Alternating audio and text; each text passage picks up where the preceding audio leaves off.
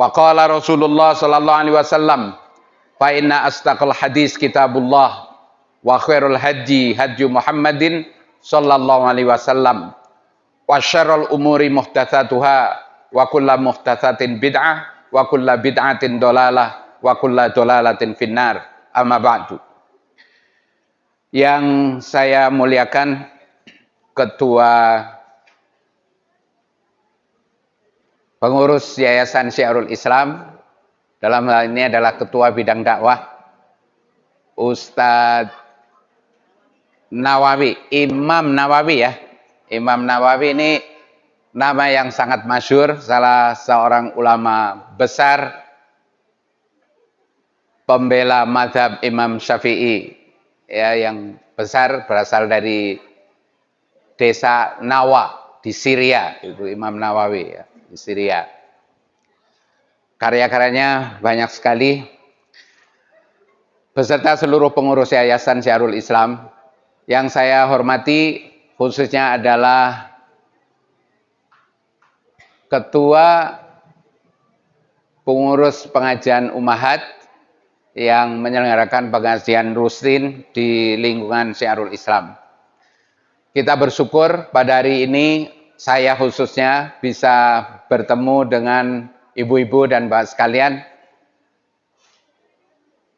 Seminggu ini saya melakukan safar yang cukup berat, yaitu ke Tegal, kemudian ke Kebumen, ke Jogja, balik lagi ke sini. Sudah seminggu tidak pulang ke Jakarta. Tapi alhamdulillah ya kita merasa masih sehat ya. Tadi dikenalkan seolah-olah saya orang dari mana gitu ya. Tapi sebetulnya saya sudah lama di sini. Saya tersesat di jalan yang benar. Yaitu saya jadi menantu salah satu anak dari menantu Bapak Kiai Mukhlas di sini. Istri saya itu yang di depan, Insinyur Mutmainah. Saya mengenal panggung ini di tahun 1986. Ya, 1986. 84. Oh ya, 86 itu anak saya yang pertama lahir. Nikahnya dulu 1984. Saya memiliki 4 orang anak, tadi sudah disebutkan. Saya sebetulnya juga punya rumah di sini, yaitu di Latansa. Tapi karena sebagai burung ya yang terbang mencari mengais rezeki, maka saya tinggal di Jakarta. Saya tidak menempat di satu tempat ya, dari dulu pindah-pindah terus karena pekerjaan. Pernah juga yang paling lama memang di Amerika, di Jakarta, pernah di Amerika, pernah di Arab Saudi. Saya 40 tahun melayani jamaah haji Indonesia sebagai konsul haji di Arab Saudi. Jadi jarang ke sini, tapi sebetulnya secara sering ya, secara rutin saya juga ke sini. Kebetulan pas ke sini dan ada pengajian ummahat, saya diminta oleh ketua pengurus Bunda Vivin ya, Bunda Vivin untuk membahas topik mengenai tauhid ya, mengenai tauhid.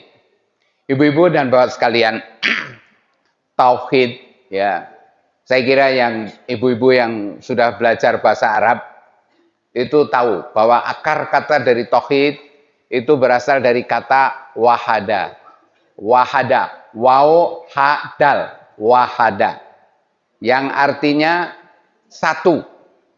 Maka ada hitungan di dalam bahasa Arab itu wahid, isnain, selasa. Wahada, satu.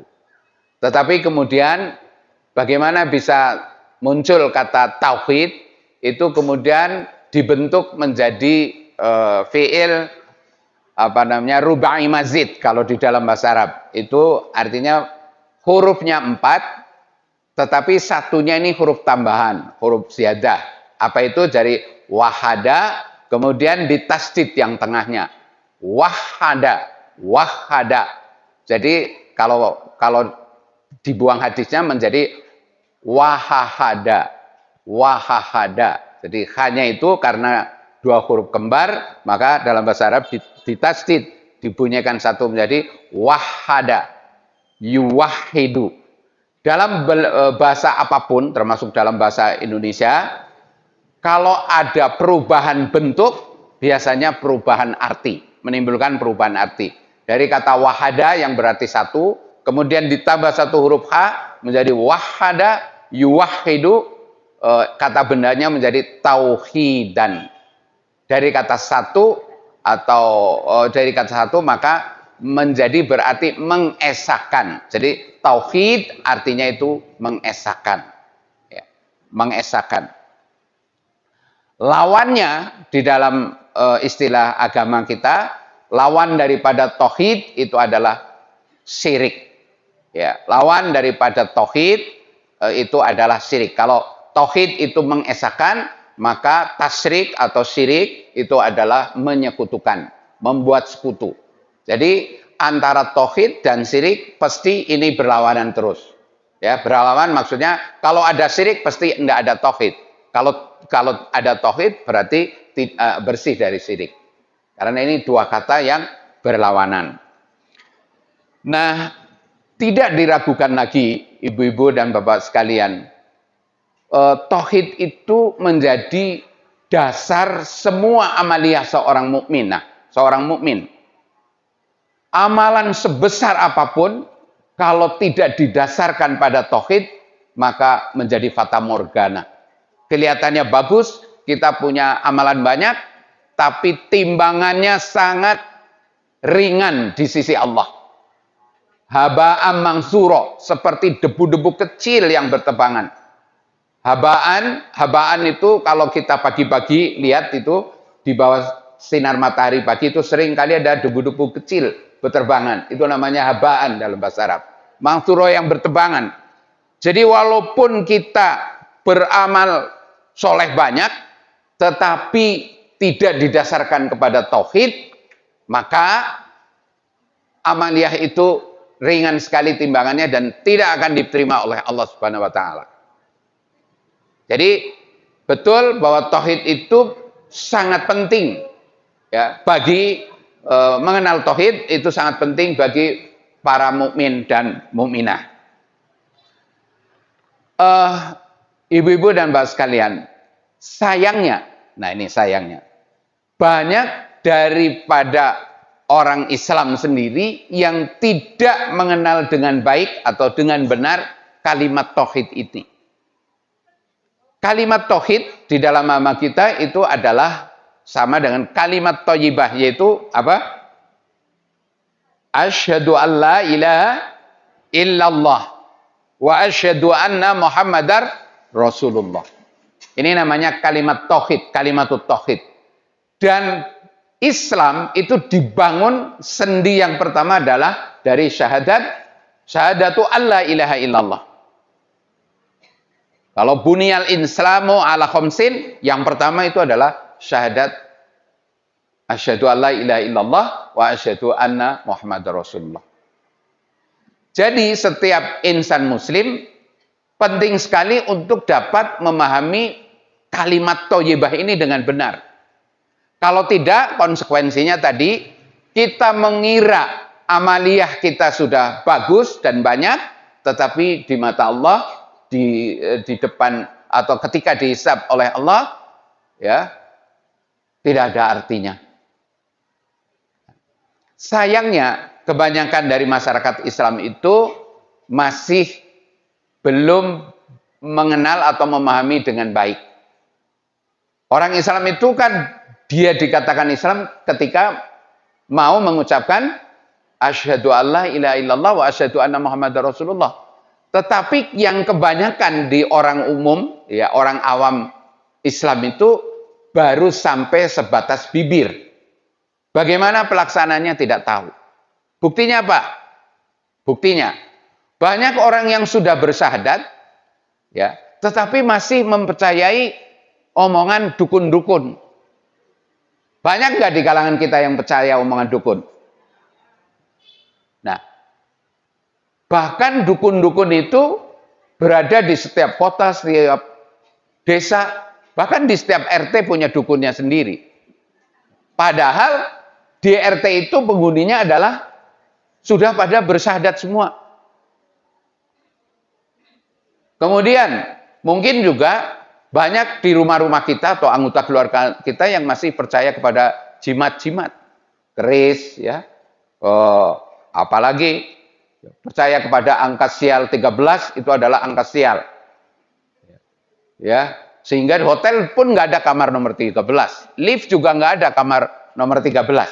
Padahal yang bikin lift itu sudah bersyahadat. Yang beli lift juga udah bersyahadat, tapi tidak berani membuat lift di angka 13. Ya, karena dipercaya sebagai angka yang apa itu? Angka sial, celaka 13 gitu ya kira-kira. Nah, itu kepercayaan itu membuktikan bahwa tauhid dia itu tidak kuat, tauhid dia itu tidak benar-benar. Ya. Bahkan percaya misalnya kita punya cincin dari batu akik juga dipercaya bisa membawa rizki, bisa menolak bala. Padahal seorang yang bertauhid seharusnya tidak ada yang bisa memberikan manfaat dan tidak ada yang bisa memberikan madarat kecuali Allah Subhanahu wa taala. Ya. Tapi kita sendiri masih percaya seperti itu. Coba kita sesekali pergi ke Solo di bulan Maulid atau bulan apa itu. Itu yang lebih parah lagi ya.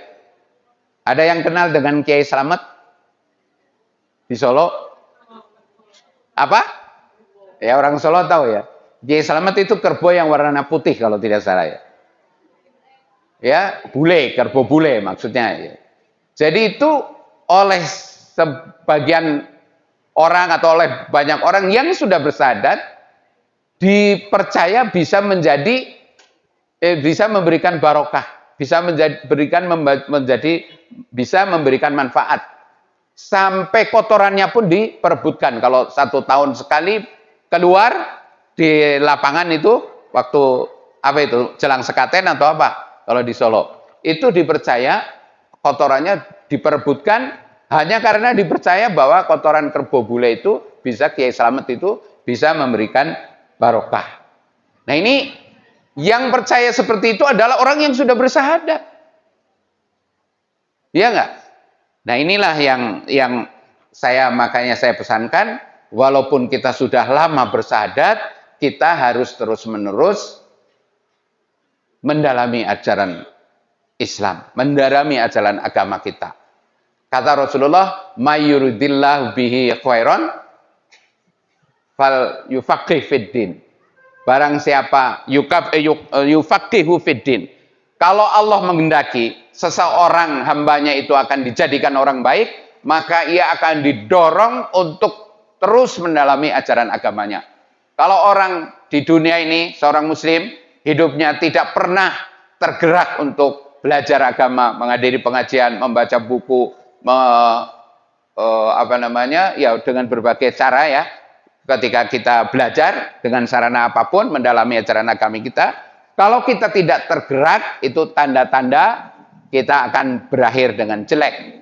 Walaupun dia sudah pernah mengucapkan syahadat. Maka Allah mengatakan salah satu ciri orang yang akan dijadikan Allah menjadi orang yang baik adalah orang yang terus-menerus dia mendalami ajaran agamanya. Ibu-ibu dan bapak sekalian, mengapa sebetulnya kita penting untuk belajar tauhid ini? Jadi kalau dulu orang tua saya sering menyinggung bahwa orang itu harus mengerti sangkan paraning dumadi. Sangkan paraning dumadi itu adalah kita mengetahui asal muasal kita itu dulu. Manusia itu hidup semula sebelum dihidupkan dari mana?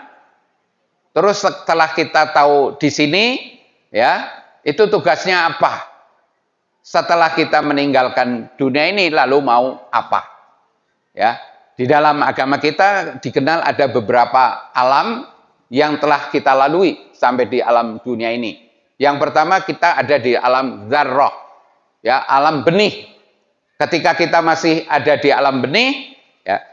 Jadi kan kalau Allah menghendaki untuk menciptakan sesuatu, maka Allah mengatakan kun fayakun. Allah mengatakan jadilah fayakun, maka pasti akan jadi. Tetapi tentu berproses. Ya, jadinya kita manusia ini salah satu makhluknya Allah ini, ya, itu pertama ya kita kalau pilih di alam dzarrah. Ya, masing-masing ada bainas sulbi wat taroib, ya. Di dalam surat itu kalau kita itu ada di tulang belakang, ya, benihnya, dan juga di wanita dan di laki-laki. Kemudian bertemu, maka kemudian menjadi benih, ya. Kemudian menjadi benih manusia yang dimasukkan di dalam alam rahim. Alam kedua itu adalah alam rahim. Yang ketiga setelah alam rahim dilahirkan itu memasuki alam yang kedua adalah alam yang ketiga, ya. Alam yang ketiga itu adalah alam dunia. Dunia itu dalam bahasa Arab berasal dari kata dana yadni, artinya dekat. Jadi alam dunia kita ini sekarang kita adalah alam yang paling dekat dengan kesadaran kita. Tapi kita tidak akan kita tidak akan terus-menerus ada di sini. Dulu banyak pepatah bahwa urip kui mung mampir ngombe. Jadi sebentar kita itu kita kemungkinan hidup di dunia itu ma baina sittin wasab'in. Itu kata Rasulullah. Ya. Jadi kebanyakan pada umumnya umatku itu hanya akan berumur ma baina sittin wasab'in. Antara 60 sampai 70 tahun. Yang kurang dari itu juga sedikit, yang lebih dari itu juga sedikit. Kira-kira kita di posisi mana ya, Bu? Kira-kira kita di posisi mana? Nah, itu walaupun sekarang sensus pemerintah kita sudah mensensus life expectancy dari masyarakat Indonesia itu sudah 72 tahun. Tapi Rasulullah mempredik adalah ma baina sittin wa sab'in. Antara 60 70 tahun. Nah, ibu-ibu, kalau kita mengenal ini sekarang di alam dunia, nanti kita akan pergi kemudian masuk ke alam barzah. Ya, alam di mana alam penantian, tetapi ada barzah, ada aling-aling, di mana dari alam kita nanti setelah ini tidak bisa juga menengok ke alam dunia lagi. Setelah itu adalah nanti di alamul akhirat. Nah, yang mungkin perlu diketahui adalah kita tidak pernah mengetahui, ilmu pengetahuan itu tidak bisa memprediksi apa yang akan terjadi setelah kita meninggalkan dunia ini. Tidak ada berita yang diberitakan oleh ilmu pengetahuan. Yang memberitakan kehidupan manusia setelah kematian hanya agama. Dan biasanya memang potensi manusia itu ngeyel, ya. Kalau misalnya dulu ketika kita di kandungan ibu kita, kalau ada orang cerita, "Hei, nanti kamu 9 bulan lagi, kamu akan bisa lari-lari loh." Mungkin kita nggak percaya, karena ketika kita saat di kandungan, untuk selonjor aja susah. Bagaimana kita bisa lari-lari, bisa main bola? Kalau ada orang cerita waktu kita di kandungan, "Le, kamu nanti akan bisa lari-lari, main bola, main apa, akan bisa melihat ada besi seberat raksasa, akan bisa terbang." Mungkin kita nggak percaya ketika kita di alam kandungan. Tetapi ternyata setelah kita lahir di dunia, benar, ya nggak? Kita bisa lari-lari dan yang sebagainya, ya kan? Nah, sekarang ini kita juga kalau diceritain, nanti kalau kamu meninggalkan alam dunia, pas ini loh, ada surga, ada neraka, ada siksa kubur, ada siksa neraka. Mungkin diantara kita nggak percaya juga, ya nggak? Nah, makanya bodoh-bodohan nih, ya, karena ternyata orang-orang yang sudah pada pergi dari dunia ini, ya, sudah pergi, nggak ada yang balik lagi, nggak ada yang bisa ditanya. Yang memberi info hanya agama saja. Mbah Google juga tidak bisa membuat peta ketika di akhirat. Ya nggak? Nggak bisa membuat peta. Kalau di dunia ini Mbah Google bisa membuat. Sampai ke lubang semut juga bisa dilihat oleh Mbah Google. Tapi begitu di akhirat, Mbah Google nggak bisa. Siapa yang membuat peta? Hanya Allah dan Rasulnya. Yang membuat peta perjalanan kita. Nanti ada alam barzah, ada yaumul mahsyar, ada macam-macam itu. Ada telaga, ada panjang ya perjalanan hidup kita. Itu yang membuat peta adalah Allah dan Rasulnya. Maka bagaimana kita kalau menghadapi berita-berita gaib seperti itu? Kalau kita orang beriman, idza sahal hadis, kalau hadisnya yang beritahu itu sahih, maka tidak ada kata lain kecuali sami'na wa ata'na. Rugi ibu-ibu bapak sekalian. Sekarang kita bodohan. Kalau kita tidak percaya kepada berita Al-Quran dan Al-Hadis yang sahih, lalu kita mati, lalu ternyata terjadi beneran, itu rugi apa enggak kita? Rugi sekali.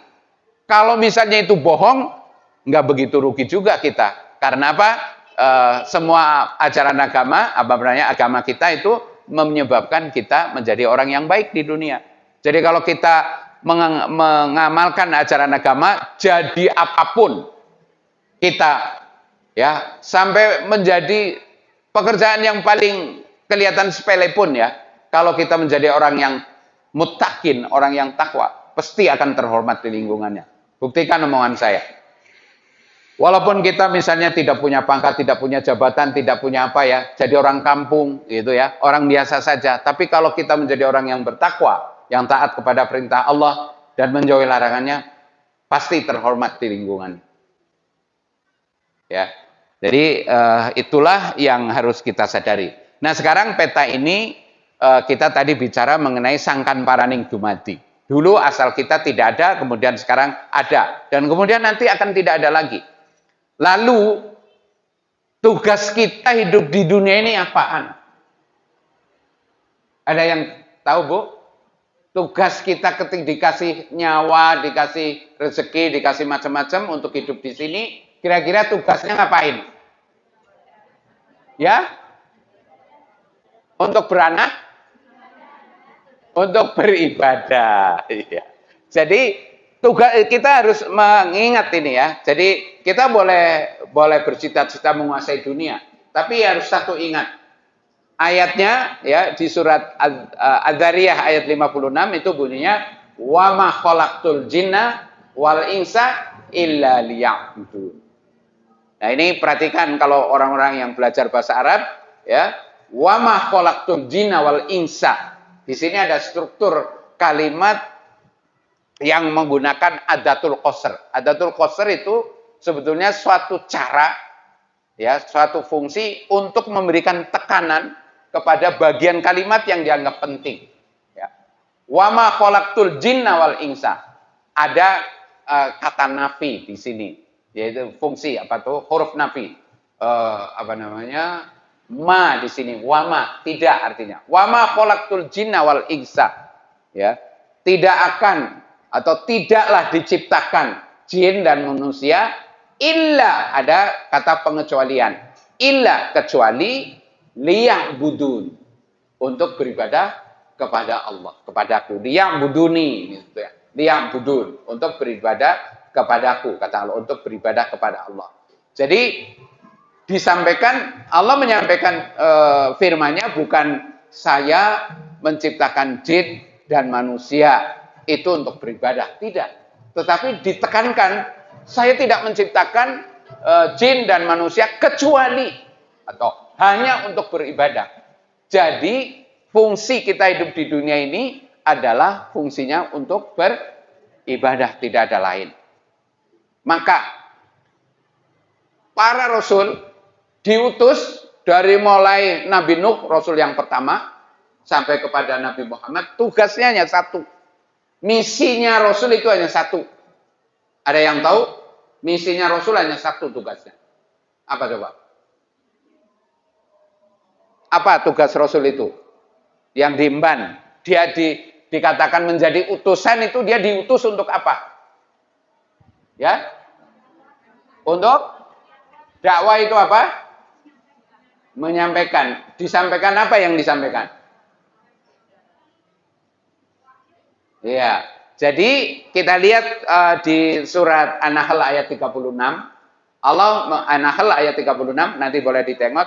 Walaqad ba'asna fi kulli ummatin rasulan. Di sini juga ada alat-alat untuk membuat taukid untuk menekankan pentingnya bagian kalimat ini. Walaqad ba'asna. Sungguh kami telah mengutus fi kulli umatin, di setiap umat, rasulan, seorang rasul, ani'budullah. Ini tugasnya, perhatikan. Ani'budullah, agar supaya kalian itu menyembah hanya kepada Allah. Wajtanibut tauhid, dan menjauhi sesembahan selain Allah. At-tauhid yang disebut dengan tauhid, kata para ulama, kullu ma'ubida min dunillah. Segala sesuatu yang disembah selain Allah. Selain Allah, segala sesuatu itu apa? Duit bisa nggak jadi Tuhan? Duit bisa nggak disembah oleh orang? Bisa banget. Maksudnya apa?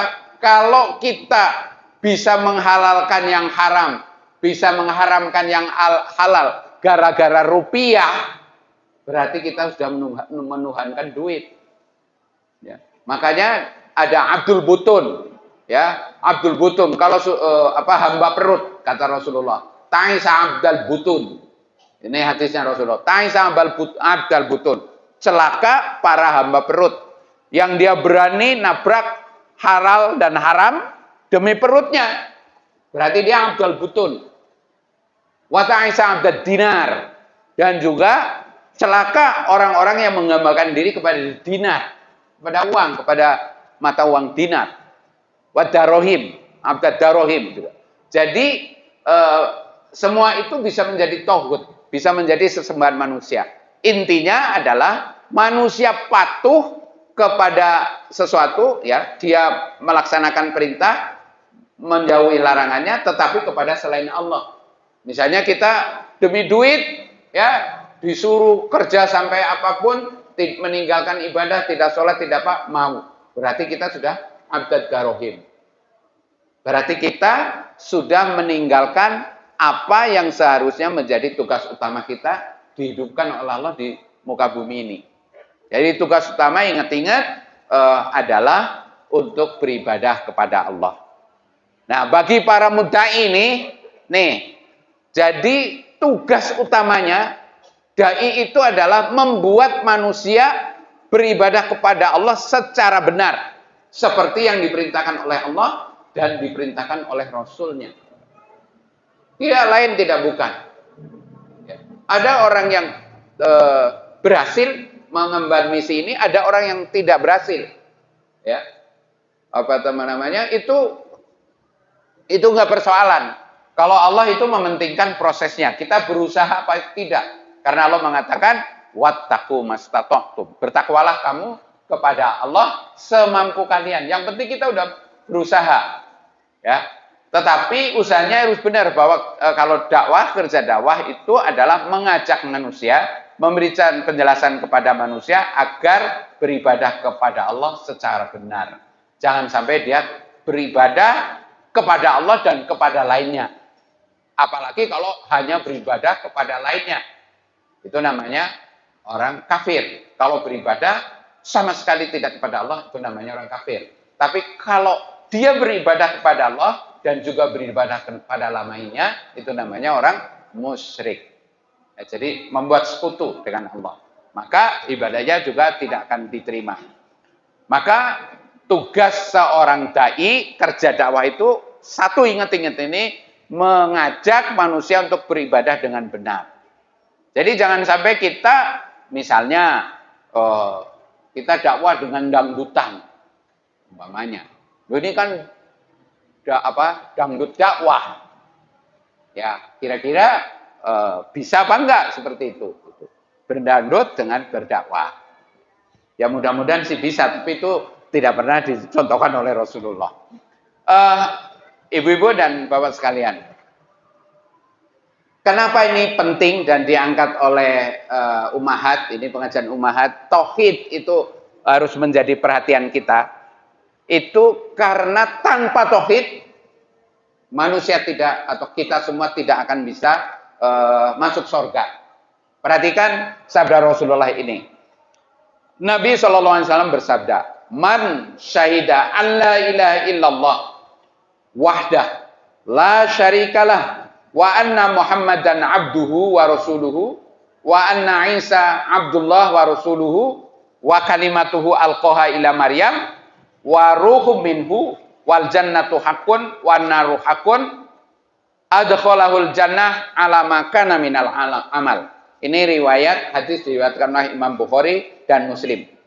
Man syahida alla ilaha illallah, barang siapa yang bersaksi tidak ada Tuhan yang berhak disembah dengan benar kecuali Allah semata, la syarikalah, yang tidak ada sekutu baginya, wa anna Muhammadan abduhu wa rasuluh, dan kami bersaksi atau bersaksi bahwa Muhammad adalah hamba Allah dan Rasulnya, wa anna Isa abdullah wa rasuluh, dan juga bersaksi bahwa Isa itu adalah hamba Allah dan Rasulnya, bukan Tuhan, ya, bukan salah satu bagian dari Tuhan. Wa kalimatuhu, dan kalimatnya Allah alqaha ila Maryam, yang diberikan kepada Maryam, wa ruhu minhu, dan roh Allah yang ditiupkan kepada Maryam, wal jannatu haqqun, dan bersaksi bahwa surga itu benar adanya, wan naru haqqun, dan kita beriman juga bahwa neraka itu benar adanya, adkhalahul jannah ala ma kana minal amal, akan Allah masukkan ke dalam surga betapapun amaliyahnya. Seperti apa? Perhatikan ini artinya sama dengan saya sampaikan bahasa gampang. Siapa yang mengucapkan asyhadu alla ilaha illallah wa asyhadu anna Muhammadar Rasulullah, ya, dengan baik atau dengan benar mengucapkan ini, dengan konsekuensinya juga diamalkan, maka dijamin masuk surga. Walaupun amaliannya belepotan, walaupun dia membawa dosa-dosa besar, dia pernah membunuh orang, dia pernah berzina, dia pernah minum, ya, dia pernah melakukan dosa-dosa besar yang lain. Kalau dia pernah mengucapkan syahadat, maka dijamin masuk surga. Sebaliknya, walaupun orang akhlaknya sebaik apapun, amaliannya sebanyak apapun, tapi dia tidak tidak mau mengucapkan dua kalimat syahadat, maka tidak akan masuk surga. Ini perhatikan. Jadi sebetulnya bahagia berita ini bagi kita, ya. Yang penting kita sudah bersyahadat, walaupun kita pernah melakukan dosa besar. Tetapi ingat, kalau kita sudah bersyahadat kok masih melakukan dosa-dosa besar, kalau kita mati masih membawa dosa besar, ya, itu selain syirik, ya, selain syirik, maka itu tergantung kehendak Allah. Apa Allah mau mengampuni? Artinya tahta masyiatillah. Apa Allah mau mengampuni apa tidak? Kalau enggak mau mengampuni, maka kita disiksa sampai tertebus dosa-dosa kita, tapi akhirnya kita masuk surga karena sudah mengucapkan syahadat. Tetapi kalau kita pernah memiliki dosa syirik, menyekutukan Allah sekecil apapun, jadi syirik yang terkecil, kata Rasulullah, itu adalah beribadah dengan riya. Riya itu adalah beribadah kepingin dilihat oleh manusia. Kepingin dilihat oleh manusia dengan mata kepala. Misalnya kita sholat, ya, kita ingin dilihat oleh manusia, wah sholatnya bagus ya, khusyuk ya, bacaannya bagus ya. Tapi ada di dalam diri kita, misalnya di rakaat pertama kita mungkin ikhlas. Begitu rakaat kedua ada calon mertua kita tahu di belakang kita atau di samping kita, maka misalnya kita jadi imam, maka kita baguskan bacaan kita. Ya, sholatnya kita pelan-pelan gitu ya, pelan-pelan gitu. Kelihatan khusyuk. Semata-mata, padahal dia sholat tadinya di rakaat pertama lillahi ta'ala. Tapi di rakaat kedua bisa berubah menjadi li calon mertua. Biar mendapat pujian. Nah, yang semacam ini adalah riya. Ibadah yang tercemar riya itu tidak akan diterima oleh Allah. Kalau dia, ini termasuk syirik. Dosanya, walaupun ini syirik kecil, itu dosanya lebih besar dari dosa-dosa besar yang lain. Perhatikan ini, tidak sembarang. Riya itu termasuk syirik kecil. Tapi syirik kecil dosanya lebih besar dari dosa besar lainnya. Maka jangan pernah kita meninggal masih membawa dosa syirik kecil. Caranya gimana untuk menghapus dosa? Yang pertama adalah taubatan nasuha. Ya. Syirik kecil hanya bisa dihapus dengan taubatan nasuha. Taubatan nasuha niku napa sih, Bu? Taubatan nasuha itu yang sering kita dengar itu apa? Ya? Oke. Jadi ada 3 syarat penting. Ada syarat rukun taubatan nasuha. Minimal nih. Syarat minimalis. Yang pertama itu berhenti dari dosa tersebut. Berhenti total. Saya berhenti. Ini rukun pertama. Kalau dia masih masih mengerjakan berarti belum tobat. Ya, yang namanya taubatan nasuha itu rukunnya pertama berhenti dari dosa itu. Yang kedua, menyesali doa itu. Menyesali dosa itu. Kalau dulu kita pernah minum-minum, ya Allah, bukan malah bangga, gue ini loh, apa saja mau 5 sudah saya lakoni. Misalnya, dia membanggakan diri gitu, berarti tidak menyesali. Jadi kita harus menyesal banget kenapa saya telah melakukan dosa besar. Ini syarat tobat yang kedua. Syarat yang tobat ketiga, syukur-syukur ini bukan syarat, ini rukun ya, malah rukun karena yang ketiga adalah mohon istighfar kepada Allah. Setelah menyesal, dia terus beristighfar kepada Allah. Ya Allah, ampunilah dosa-dosa saya. Yang keempat, tidak pernah balik melakukannya lagi.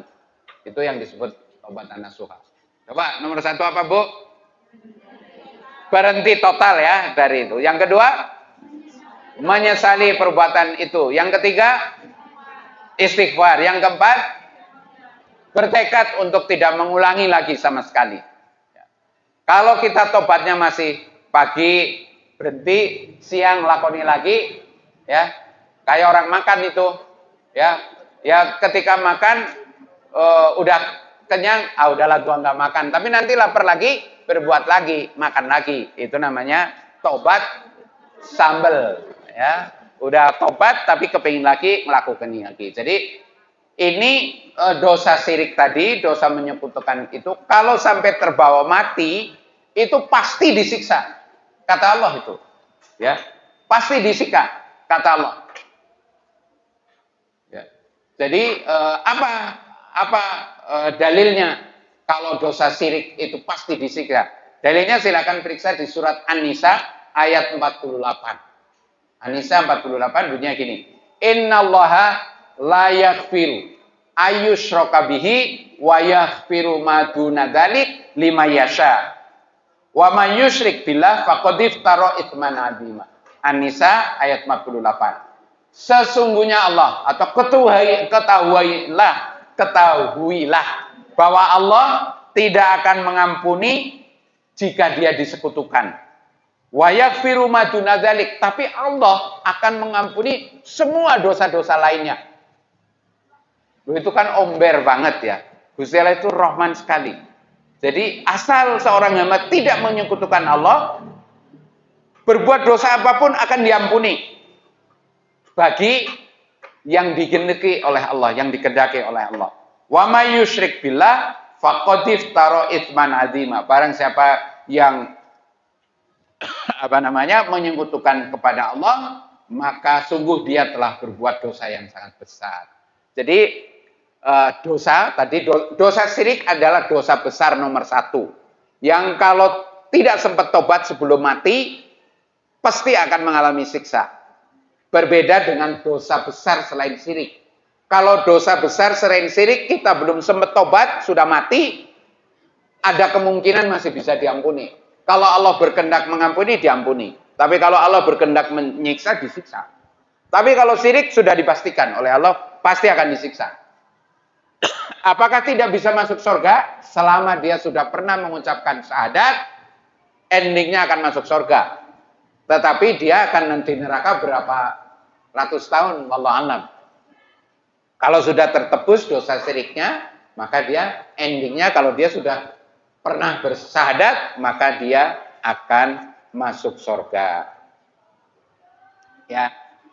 Jadi itu adalah pentingnya tauhid bagi seorang mukmin maupun mukminah. Ini adalah masalah hidup dan mati. Kalau saya boleh mengingatkan, mari kita betul-betul membebaskan diri kita jangan sampai berbuat syirik. Ya, karena kalau tidak sempat tobat tidak akan dimampuni. Sementara dosa-dosa yang lain, kalaupun tidak sempat tobat, kita masih ada kemungkinan diampuni oleh Allah. Caranya gimana? Agar supaya kita tidak berbuat syirik, harus mencari ilmunya. Harus mendalami syahadat kita. Apa yang menjadi pembatal-pembatal syahadat itu. Nah, bahaya yang kedua dari syirik itu, ibu-ibu sekalian, itu membatalkan semua amalan kita. Perhatikan Allah berfirman di dalam surat Az-Zumar ayat 65 sampai ayat 66. Bunyinya begini.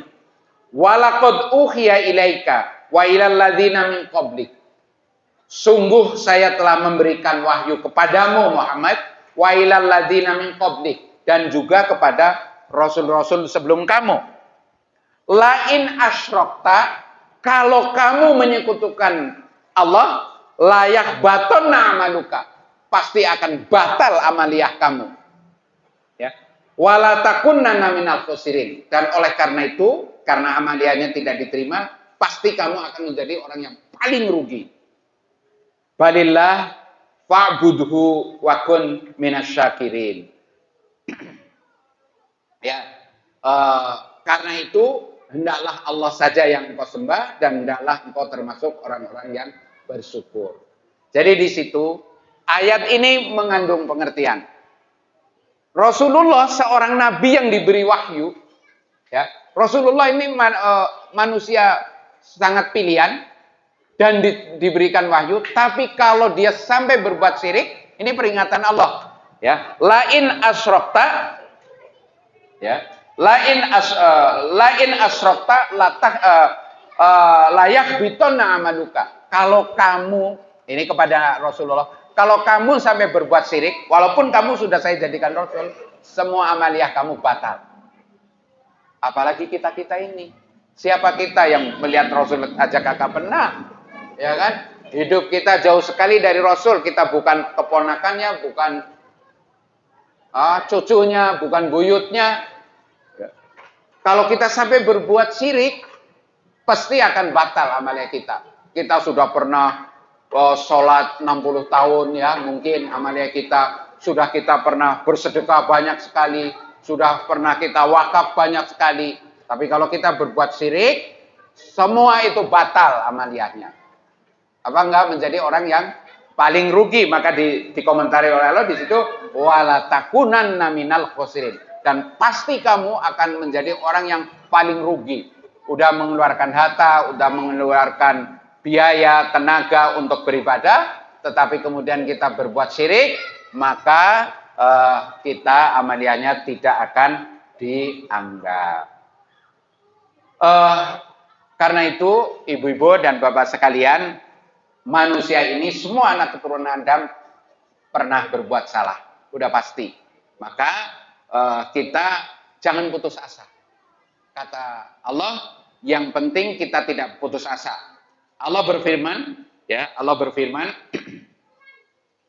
ini di dalam surat Az-Zumar ayat 53. Qul ya ibadi, katakanlah hai Muhammad kepada umatku, ya ibadi, wahai hambaku, alladzina asrafu ala anfusihim, hambaku mereka-mereka yang sudah melampaui batas kepada dirinya sendiri. Ya, melampaui batas. Asrafu ala anfusihim adalah yang sudah belepotan dengan banyak dosa. Dosa itu berarti menganiaya diri sendiri. La taqnatu min rahmatillah. Jangan kalian berputus asa dari rahmatnya Allah. Innallaha yaghfiru dzunuba jami'an. Ini perhatikan. Innallaha, sesungguhnya Allah mengampuni seluruh dosa yang diperbuat oleh anak Adam. Kecuali syirik tadi ya. Innahu huwal ghafurur rahim. Dan sesungguhnya Allah itu maha pengampun dan maha pengasih. Jadi kita pasti berbuat dosa, tetapi kita juga harus tahu bahwa ketika kita sudah bersyahadat, maka insya Allah dosa kita akan diampuni kalau kita bertobat, ya. Kalau kita bertobat. Tapi usahakan jangan jangan berbuat syirik. Dan bagaimana kita tidak bisa tahu? Jangan-jangan saya berbuat syirik, misalnya. Padahal saya menyangka itu ibadah. Bagaimana kita tahu? Bagaimana kita tahu? Cari ilmunya. Ya. Jadi saya ingatkan, saya kasih contoh. Misalnya kita menyangka bahwa ziarah kubur itu ibadah. Ya kan? Perintahnya Rasulullah itu waktu awal-awal umatnya itu belum kuat akidahnya, Rasulullah bersabda begini. Naha Rasulullah an ziaratil kubur. Dulu Rasulullah melarang orang berziarah kubur. Kemudian di kemudian hari setelah dilihat umatnya sudah kuat akidahnya, Rasulullah mengeluarkan perintah, fazuruha, maka ziarailah. Jadi kalau kata ulama usul fikih, kalau semula ada larangan, yaitu naha Rasulullah an ziaratil kubur, tadinya Rasulullah awalnya melarang ziarah kubur.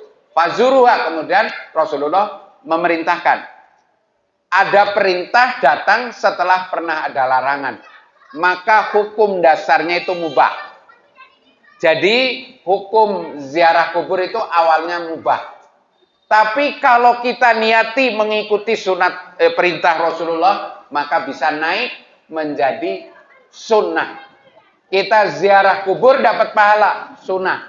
Tapi catatannya ziarahnya itu harus mengikuti tuntunan Rasulullah.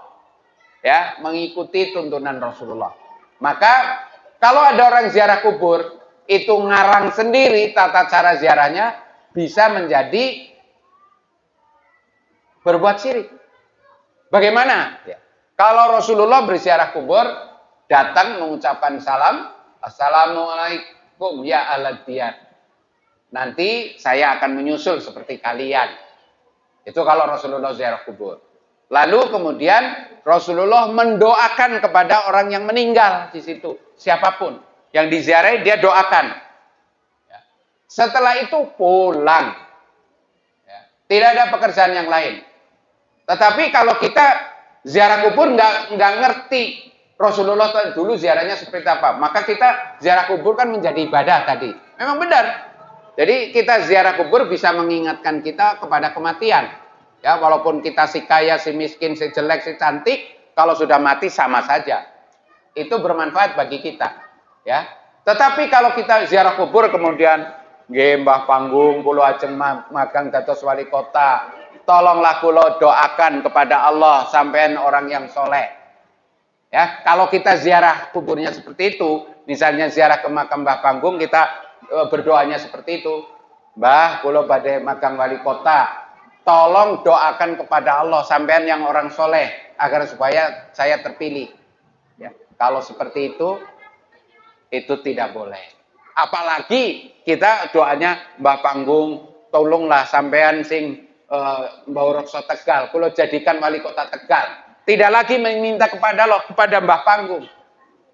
Itu lebih dahsyat, itu syirik gitu ya. Kalau yang kedua tadi bid'ah karena nggak dicontohkan oleh Rasulullah. Kalau kita mau berdoa kepada Allah, ya langsung aja, tidak perlu lewat Mbah. Karena Mbah Panggung sudah meninggal. Wong ketika orang sudah meninggal, tadinya bisa mandi sendiri aja, kemudian dimandikan, ya kan? Tadinya bisa jalan sendiri, mau ke situ aja harus digotong. Nah, kok malah kita minta-minta sekarang? Dari mana ceritanya? Ya. Jadi bukan ziarah kubur dilarang, tapi hati-hati kalau mau ziarah mesti tanya dulu bagaimana Rasulullah berziarah. Jadi jangan keliru, kalau kita ziarahnya mendoakan yang meninggal, maka kita mengerjakan sunnah. Tapi kalau kita meminta-minta kepada mayat yang sudah mati di situ, maka kita mengerjakan, kalau tidak syirik, ya lalu kita mengerjakan bid'ah. Ini yang tidak boleh. Nah, dari mana kita tahu boleh dan tidak? Dari ilmu yang kita pelajari.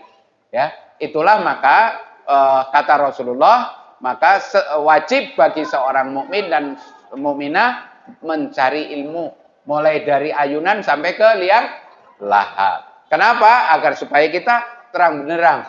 Jadi seorang beriman itu mau mengerjakan apa saja harus tahu ilmunya.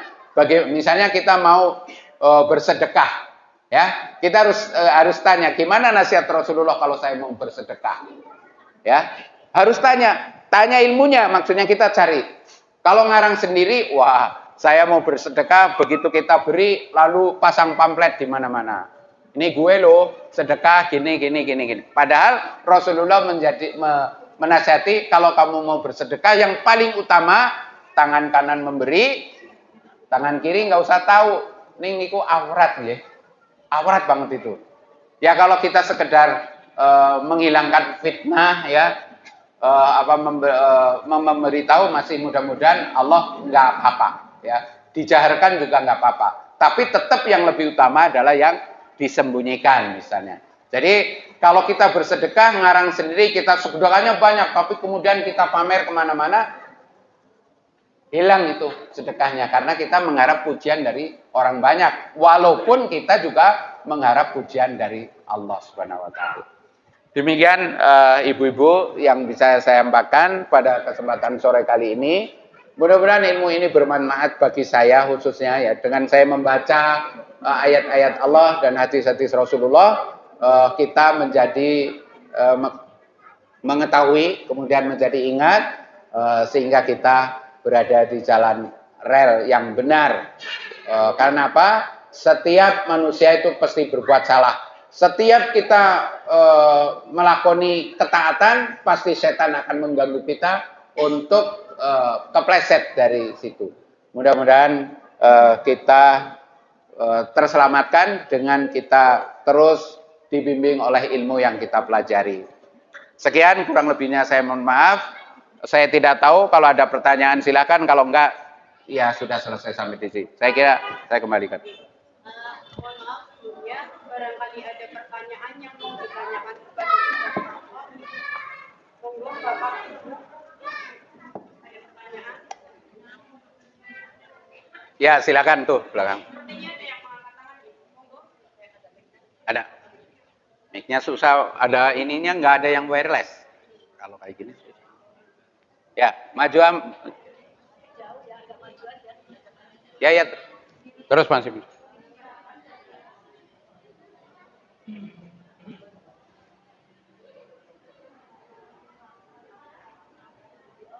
Assalamualaikum Pak Ustadz.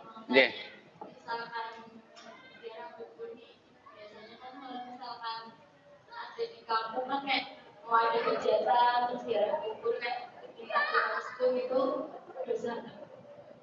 Itu tadi ya. Jadi apa namanya? Ya. Sebetulnya orang tua yang sudah meninggal itu tidak bisa membahayakan kita dan juga tidak bisa memberi manfaat kepada kita. Jadi kalau kita memiliki permohonan, jangan kita mengajukan permohonan kepada orang yang sudah meninggal. Kalau orang tua masih ada, boleh kita minta didoakan. Bun, saya mau ujian, tolong doain ya biar saya lulus. Bun, saya mau nikah, tolong didoakan ya biar peristiwa saya bagus. Saya pernikahan saya mawaddah warohmah misalnya.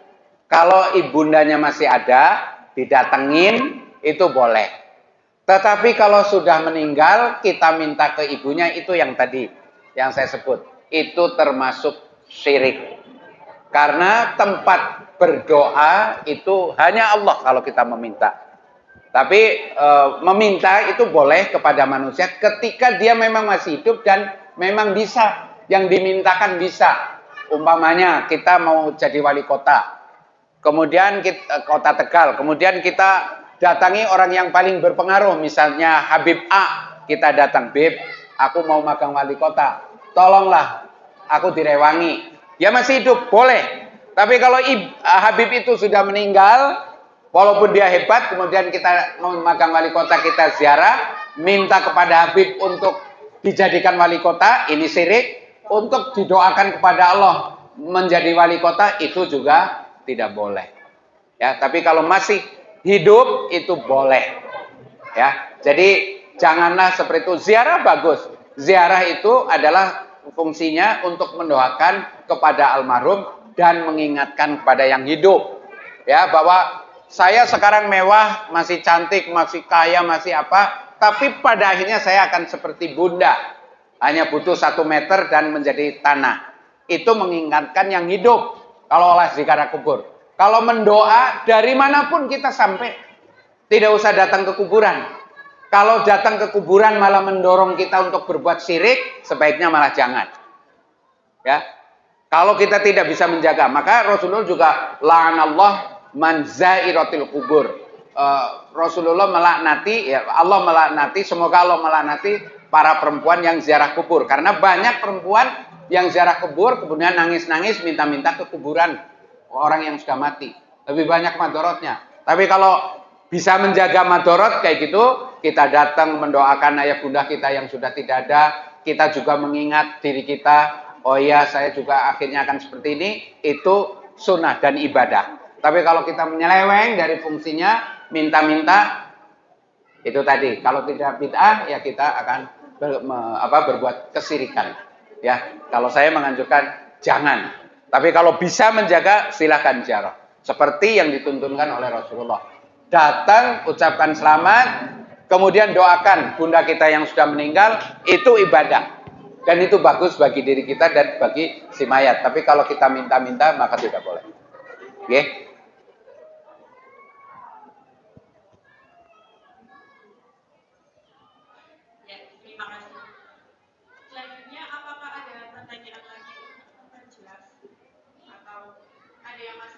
Oke, ada itu ada. Itu ya.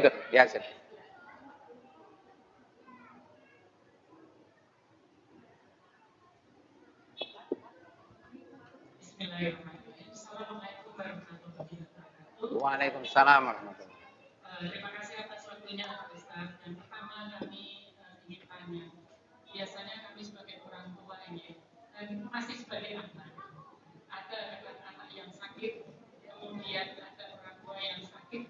Kita soal ke Ustaz, kemudian kita diberi air yang sudah didoakan, kemudian kita minum.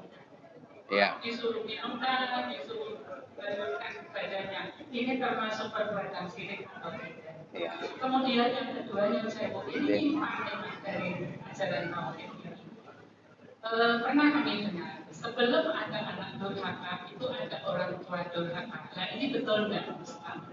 Terima kasih atas pencerahannya nantinya. Terima kasih dan sekali lagi kami mohon maaf saya akhiri. Wassalamualaikum warahmatullahi wabarakatuh.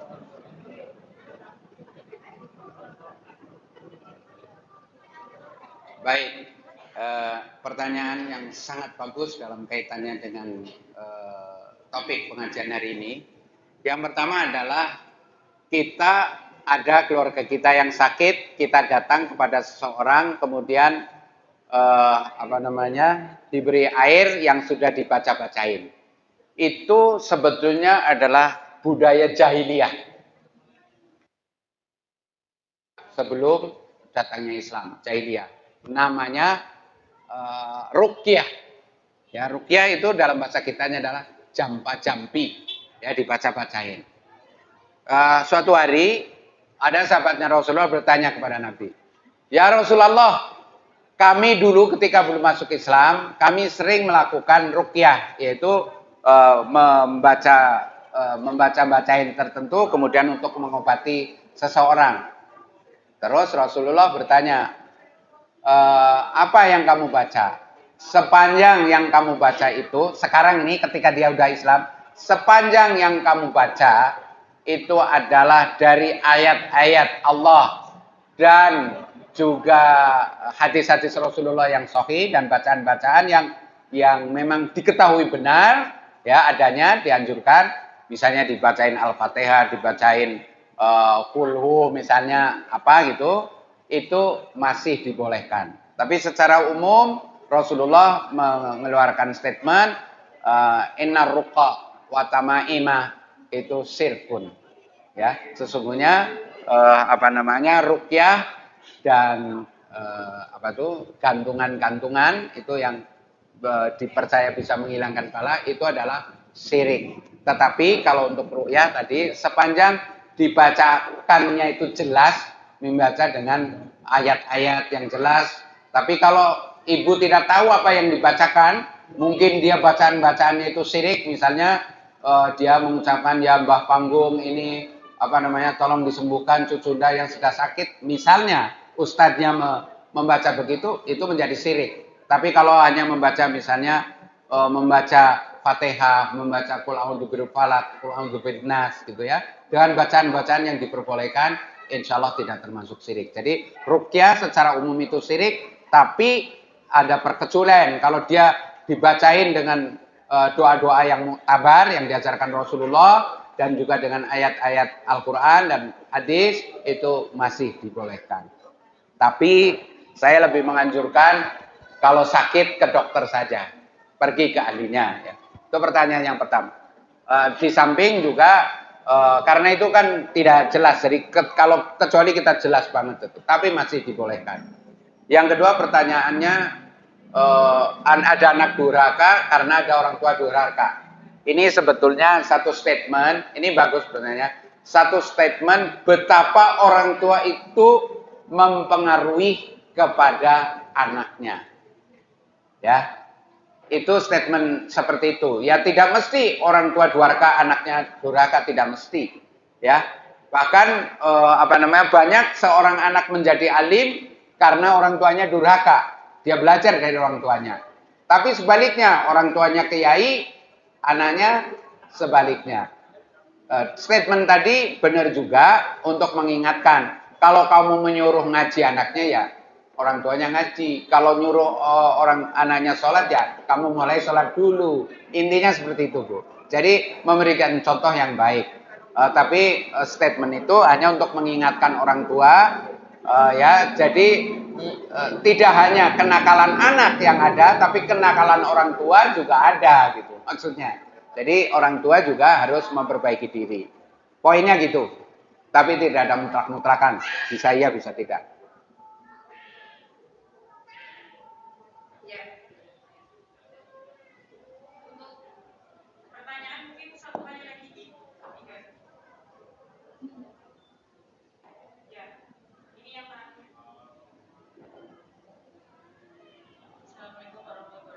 Waalaikumsalam. Saya ada pertanyaan yang dari semenjak materi Mas dan Oh ya, silakan. kalau gangguan jin itu kan memang bukan adanya ya Pak. Dan kalau mempercayai bahwa suatu benda punya kekuatan itu sudah termasuk syirik.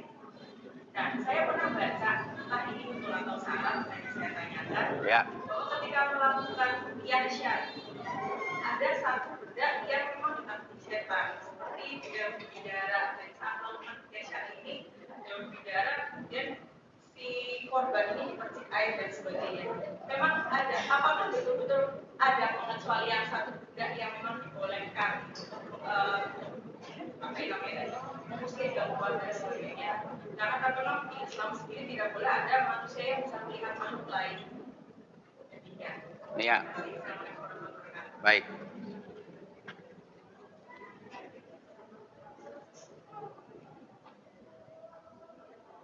Ya, kembali ya seperti tadi kalau daun bidara enang itu ada hadis-hadis yang menyebutkan seperti itu bisa dipakai untuk ruqyah, tapi jujur saya juga tidak memakai jalan ruqyah sebagai jalan pertama saya kalau mendapatkan apa saja musibah. Karena itu ada gray area yang susah dibuktikan. Gitu ya. Maka saya lebih menasihati umat Islam itu beramal sesuai dengan akal sehatnya, karena dengan akal ini kan ini anugerah dari Allah juga. Jadi dengan ilmu, maksudnya kalau sakit ya datang ke ahlinya, ya. Kalau misalnya sudah berkali-kali ke dokter kemudian sudah putus asa mungkin ya, kemudian datang ke ustadz minta didoakan, itu boleh-boleh saja. Tapi jangan, kalau saya nih, tapi ini ijtihad saya ya, mungkin benar mungkin salah. Saya lebih memilih kalau ada keluarga sakit, kita datang ke ahlinya, tidak melakukan ruqyah dulu atau hal-hal yang seperti itu. Gitu. Kenapa? Karena apa yang dilakukan oleh dokter bisa ditrace, bisa dibuktikan oleh dokter lain. Tapi apa yang dilakukan oleh seorang peruqyah itu susah juga dibuktikan bahwa dia sembuh karena itu dan sebagainya. Tapi sepanjang itu ada dasarnya, ada hadisnya, ada apanya, ya silakan dilakukan. Saya tidak melarang, tapi itu memang hati-hati karena ruqyah tadi secara umum Rasulullah mengatakan itu termasuk syirik, harus hati-hati. Kalau kita tidak ngerti apa yang dibaca ustaznya atau siapalah itu kan bisa berbahaya. Maka jangan menjadi pilihan pertama. Ya, kalau sakit udah datang ke dokter aja, insya Allah itu pasti selamat. Selamat dalam pengertian tidak dari perbuatan syirik, karena kita datang ke ahlinya. Kalau dokter tidak bisa menyembuhkan, yang menyembuhkan Allah. Bahkan kalau kita mengatakan kalau tidak ada dokter Rifki, misalnya anak saya bisa mati. Kalau kita sampai mengucapkan kayak gitu, itu syirik juga. Itu syirik juga. Harusnya mengucapkannya, kalau tidak Allah, tidak ada pertolongan Allah melalui dokter Rifki, maka anak saya mungkin sudah meninggal. Tapi kalau kita langsung, kalau tidak ada dokter Rifki, anak saya meninggal, itu perbuatan syirik. Ya, itu syirik ucapan gitu ya. Ucapan itu aja sudah syirik. Makanya pikiran, perkataan itu juga bisa menjadi amal yang bisa menghasilkan pahala dan bisa menghasilkan pahala dan siksa, dosa itu. Makanya di dalam surat ya ayyuhal mudatsir, itu surat Al-Mudatsir ya, itu ketika mengomentari siapa itu Walid bin Mughirah itu suratnya innahu fakkaro faqaddar. Ya, sesungguhnya fakkaro, ia berpikir-pikir itu. Ini seorang sastrawan itu, Walid bin Mughirah itu sastrawan Arab yang selalu berpikir-pikir bagaimana merekayasa mencelakai Rasulullah. Lagi berpikir membuat rencana pun dia sudah berdosa. Terus kemudian apalagi kalau kita kemudian mengatakan sesuatu yang syirik, ya akan berbuat syirik juga. Dosa ya dosa juga. Jadi saya lebih menganjurkan umat Islam jangan tiba-tiba dengan ruqyah, tetapi lebih bagus dengan cara-cara yang secara rasional, tuntunan ilmu itu dibenarkan. Gitu. Ruqyah jalan terakhir aja deh. Dan itu juga ada ancaman ya. Ada hadis yang mengatakan siapa yang minta diruqyah maka dia kehilangan tiket untuk masuk surga bighairi hisab. Ya, bighairi hisab. Jadi bukan terpuji orang yang minta diruqyah itu. Tapi bisa saja ruqyah dilakukan kalau dipandang memang perlu gitu, dengan cara-cara yang diajarkan Rasulullah. Ya, tapi jangan menjadi misalnya anak sakit, diruqyah ini juga. Kalau saya tidak, lebih bagus ke dokter sajalah. Ya,